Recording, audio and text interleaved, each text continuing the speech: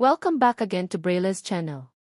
Nagbabalik po tayong muli para sa isa na namang informative videos na para po sa inyo. This time ay aalamin natin ang mga bagong naglabas ng kanilang payout schedule, hindi lamang sa social pension, maging sa pagbibigay din ng birthday cash gift sa isang lungsod sa NCR at ang distribution ng ATM card sa lahat ng solo parent. Kung saan at kailan ay yan po ang ating ibabahagi ngayon, but before po tayo mag-start sa ating topic, kung bago ka pa lang sa aking channel, please do kindly subscribe, like, and share na din sa ating mga kaibigan, kaanak o kapwa po natin pensioners at please do share na din sa ating mga social media accounts para mas marami pa ang makaalam. With no further ado, let's begin na po sa ating topic. Good news to all seniors and solo parent beneficiaries. Social pension payout updates plus birthday cash gift at ang distribution of ATM card. NCR at iba pang lugar alamin. Narito na ang mga bagong naglabas ng kanilang payout schedule para sa qualified seniors at solo parent. Dalawang NCR ating aalamin, kung ready ka na, tara panoorin po natin.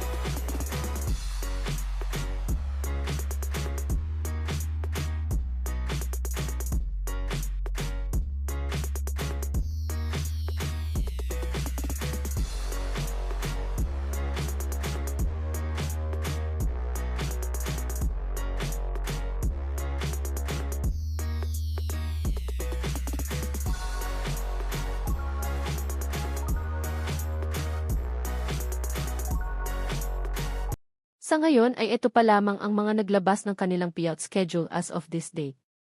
Para sa mga may katanungan o hinaing sa inyong social pension, birthday gift, at iba pang benepisyo, ay maaari po kayong makipag-ugnayan sa inyong barangay o OSCA office para sa agarang kasagutan.